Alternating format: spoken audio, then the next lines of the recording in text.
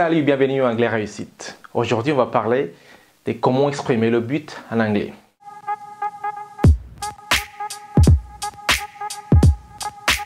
C'est parti.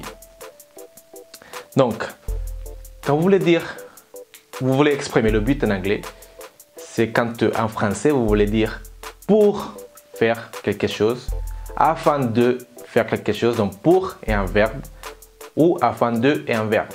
Donc en anglais, la chose qui vous vient à l'esprit quand vous êtes en train de parler en anglais, parce que vous êtes français, vous dites quoi? Ah bah pour c'est for. So, si on prend l'exemple de pour être heureux, il faut sourire. Par exemple, vous voulez écrire quoi? Tout de suite, vous voulez dire ah bah oui si, for be happy, you have to smile. N'est-ce pas? Eh bien, qu'est-ce qui se passe? Lorsque on veut parler d'un but, ou a goal in English, on n'utilise pas for, mais plutôt to. So, to be happy, you have to smile. Donc, une petite astuce pour se souvenir de ça.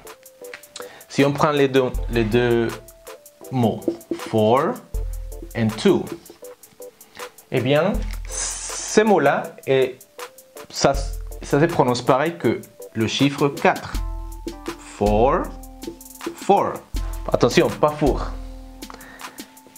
And to, as in to. N'est-ce pas? Eh bien, lorsqu'il s'agit d'un rêve, le but de sa vie par exemple, on voudrait le réaliser en moins de temps, n'est-ce pas? Donc on fait ceci. D'un point de vue mathématique, c'est vrai même. 4 est plus grand que 2, n'est-ce pas? Ah oui, parce que lorsqu'il s'agit d'un rêve, d'un but, enfin goal, on voudrait le réaliser en moins de temps. On voudrait le réaliser dans le moins de temps possible. Donc 2 est moins que 4, n'est-ce pas? Donc voilà.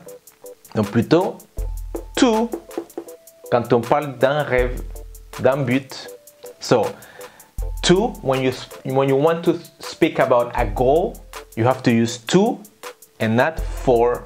So to and not for, because you want it to come true in the least amount of time possible. So to is less.